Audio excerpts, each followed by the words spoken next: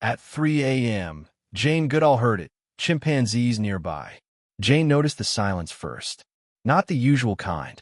It was just after 3 in the morning, and she was sitting upright in her canvas tent. Her notebook lay open on her lap, but she had stopped writing. The forest had gone still in a way that felt thin, like someone had pulled a thread and everything tightened. She could hear her own breathing. Slow. Too loud. The air smelled damp and green. Cold crept through the fabric and into her knees.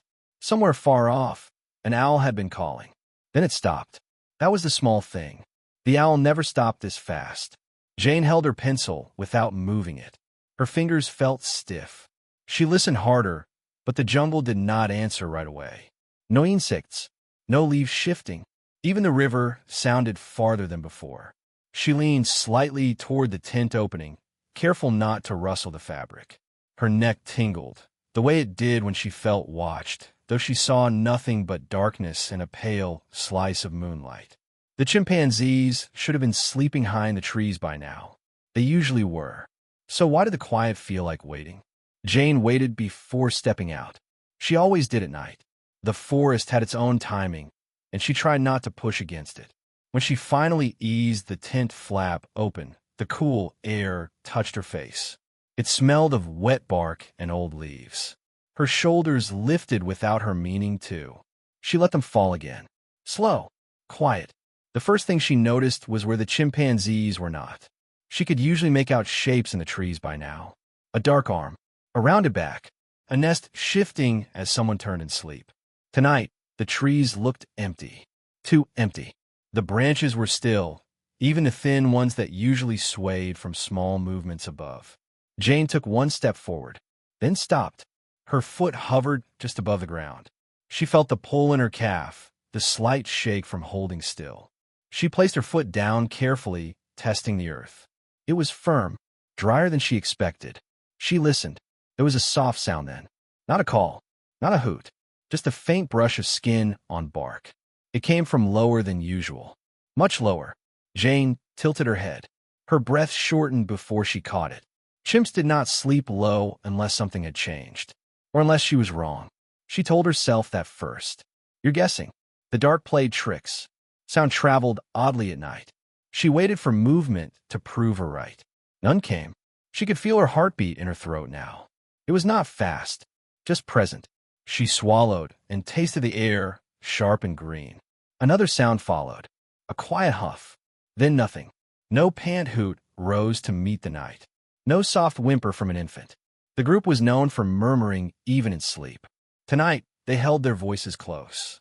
Jane shifted her weight, and a twig snapped under her boot. The sound felt loud, wrong. She froze. For a long moment, nothing answered. Then she felt it. Not a sound, but a change. The space in front of her seemed to tighten, as if attention had turned her way. She could not see eyes, but she felt their direction. Low, steady, facing her. Her back prickled under her shirt. She lifted her chin slowly, keeping her hands loose at her sides. She did not reach for her flashlight. Light would break the fragile balance. She knew that, or thought she did. Are they watching me? The thought came and went. She did not hold on to it. A shape moved near the base of a fig tree. Just a shift. A shadow leaning closer to another. Proximity changed, subtle but clear. Bodies drew inward, not apart. Jane breathed in through her nose, out through her mouth. She counted the seconds without meaning to. One chimp stepped forward. Only a pace. Then stopped. The others stayed where they were. No warning sounds. No bluff chart. Just stillness layered on stillness. Jane felt her fingers curl slightly. She let them open again. Her wrists felt weak, as if all the strength had slipped down into the ground. She tried to recall the last time she had seen them gather like this at night. There had been storms, leopards passing through. But those moments had noise. Panic. This was different. Or maybe it wasn't.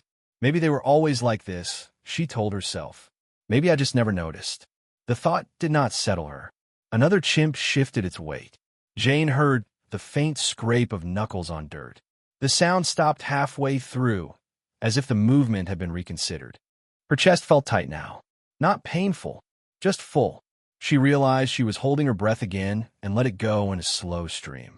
She became aware of her legs, the way her knees locked, the slight tremble she tried to ignore. She did not want to step closer. She did not want to step back. The chimp nearest the fig tree lifted its head. Jane caught the dull shine of an eye.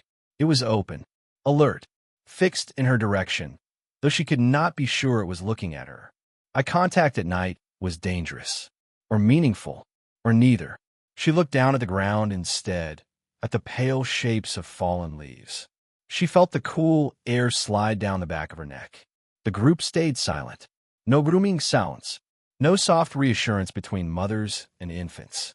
The space between bodies felt measured, chosen.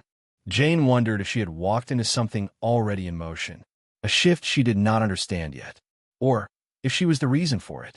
The idea made her stomach tighten. She waited for something to break the moment. A call, a retreat, anything. Nothing did. And as the seconds stretched, Jane began to feel that this quiet was not empty at all, but full of decisions she could not see. Jane did not move. The chimp by the fig tree stayed where it was, half in shadow. The moonlight brushed one shoulder, then slipped away as a cloud passed. Jane felt the change in light more than she saw it. The forest dimmed. Her eyes strained, then settled. This one was an adult male. She could tell by the width of his chest, even in the dark. His arms hung long and loose, knuckles close to the ground but not resting. He was not relaxed. He was holding himself. Jane shifted her weight just enough to ease the pull in her back. The movement felt too big. The chimp's head tilted a fraction. Not toward her face, toward her feet. She stopped breathing. Seconds passed, maybe more. Her lungs burned slightly, and she let a thin breath leak out through her nose. The sound felt like a mistake. The chimp did not move. He blinked once. Slow, full. Then his eyes opened again, steady. Jane felt the gaze settle on her skin, not sharp but firm, like a hand placed without pressure. She kept her own eyes low, resting on his chest. She could see the rise and fall now. Even, measured, slower than hers. Am I too close? The thought surfaced, then slid away. She had stood at this distance many times before. In daylight, with sound, with space between moments. This was different. A small movement drew her attention. The chimp's lower lip pressed inward, then relaxed. Not a threat face. Not a call. Just a change. Jane's fingers twitched at her side. She felt the damp ground through the thin sole of her boot. Cold crept upward. Her toes went numb, one by one. She focused on that feeling, anchoring herself. Behind the male, another chimp shifted. A softer shape, likely a female. She leaned closer to him, her shoulder brushing his arm. Contact made and held. No grooming, just touch. The male did not look back. Jane felt a pull in her chest that surprised her. Not fear, not calm. Something in between, stretched thin. She wondered if she should step back, give them more space. The idea formed, then stalled. Movement now would speak louder than stillness. She knew that, or believed it. The male took a breath that lifted his chest higher than before. His nostrils flared. He smelled her. She was sure of it. Soap from her hands. Canvas. Human skin. Her stomach tightened. She fought the urge to cover her neck. His head lowered slightly. Not a bow. Not a challenge. Just enough to bring his eyes level with hers, even though she was looking down. She felt it then. The weight of being fully seen. Her mouth went dry. She swallowed and felt the motion echo in her throat. She wondered if he noticed that too. The chimp's fingers flexed. Once. Twice. Then stilled. His knuckles hovered a finger's width above the soil. Jane's mind raced, then slowed. Thoughts bumped into each other and fell away. Rules she had learned over years surfaced, then blurred. Don't stare. Don't run. Don't invite. What are you deciding? She thought, and then questioned herself. Am I even part of that decision? Time stretched. The night pressed in from all sides, heavy and quiet. She became aware of the faint hum of insects returning at the edges, as if testing the air. The male shifted his weight forward, just enough to change the line of his spine. Jane's calves tensed. She did not step back. Her heart thudded once.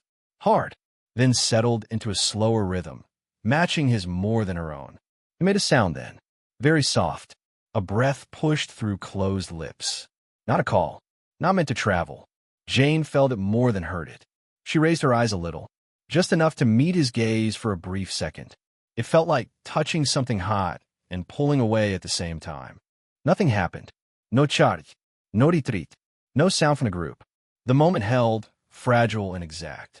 Jane felt doubt curl through her. Doubt in her reading of him. Doubt in her reading of herself. She stayed still anyway. The male's head turned slightly, angling one eye toward the deeper forest. A pause followed, then another. Jane realized her shoulders no longer ached. Her breath had found a steady path without her guiding it. She did not know what this meeting meant. She only knew that something in the space between them had narrowed, and she could not tell who had stepped closer. The male was the first to break the stillness. He did not move away. He did not come closer. He simply eased his weight back, letting his knuckles touch the ground at last. The sound was soft, dull, final in a small way. Jane felt the shift before she understood it. Her chest loosened, not all at once, but enough that the tight feeling faded from her ribs. She let out a breath she had not known she was holding. It came out uneven. She did not correct it. The male's gaze drifted past her now, no longer fixed. He looked to the side, then up into the tree above him. A branch creaked as another chimp adjusted its grip. The sound felt normal, ordinary. Jane realized then that the moment had passed. Not ended. Passed through. She stayed where she was, her legs heavy, her feet rooted in the soil. The forest seemed to widen again. Space returned. The night breathed. The chimps did not scatter. That mattered. They began to settle, small movements flowing one into another. A shoulder lowered, a head tucked in.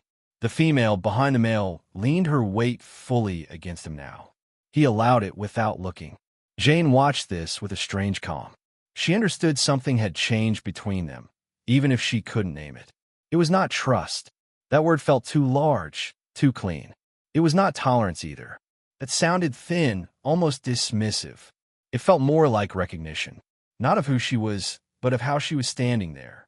Quiet, waiting, not asking. The thought surprised her. She had spent years trying not to be noticed, years measuring distance, learning when to disappear. Tonight, she felt seen without being pulled into focus. Her throat tightened. Jane shifted her weight slowly, testing the air. No one reacted. No heads turned. No bodies drew in. She took one careful step back. The ground crunched softly under her boot. The sound echoed in her ears. Nothing changed. A warmth spread through her chest then, gentle and unexpected.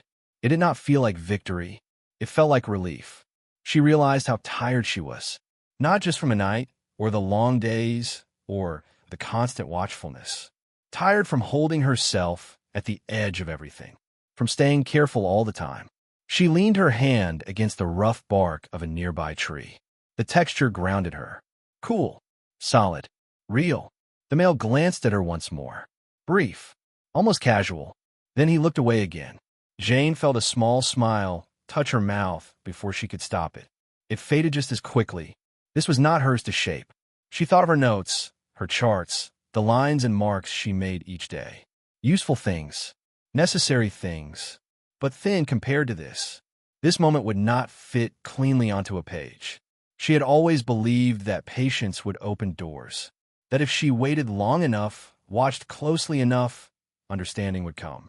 Tonight, she felt a shift in that belief.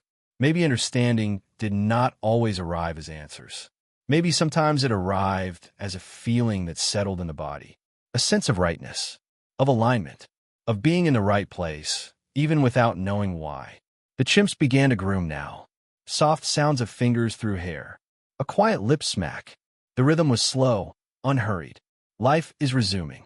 Jane noticed how her fear had drained away without her noticing the moment it left. In its place was something steadier, a calm that did not need to explain itself.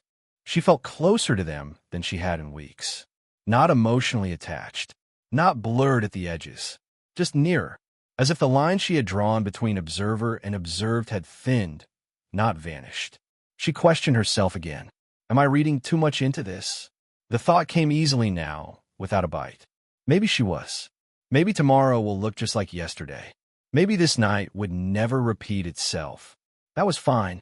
What mattered was that she had felt the change, however brief. That she had allowed herself to stay still inside it, without rushing to label it. She straightened slowly, easing the stiffness from her back. The forest felt warmer now, less sharp. The moon slipped free of the clouds, laying pale light across the clearing. She realized then that her work did not need to push forward all the time. Some moments were meant to be met, not measured. Jane stepped back toward her tent, careful, unhurried. The chimps did not follow her with their eyes. They did not need to. As she reached the edge of the clearing, she paused and looked back once more. The male lay on his side now, eyes half closed. The group breathed together, a low, shared rhythm. Jane felt a quiet gratitude settle in her chest. Not for answers, for the chance to be there when the question changed. Back inside her tent, Jane sat on the edge of her bedroll without turning on the lamp. The canvas walls held the night close. Crickets had returned, testing their sounds, then settling into a steady pattern. Her hands rested in her lap. They were still shaking a little. She pressed her palms together and felt the warmth there. Human warmth. Familiar. She breathed it in and out until her chest felt even again. She thought about the male by the fig tree, about the way he had looked at her, then looked away, about how nothing had happened, and how full that nothing had been. One thing stayed with her.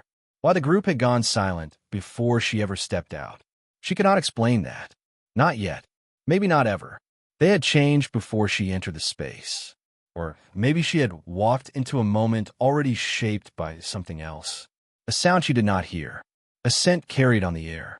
A tension passed between them without her. Jane accepted that gap. For years, she had chased patterns, movements, rules that could be written down and shared. Tonight reminded her that some parts of their lives would always stay just out of reach. And that was not a failure. It was part of the respect. She lay back slowly, listening to the forest breathe around her. The ground held steady beneath her.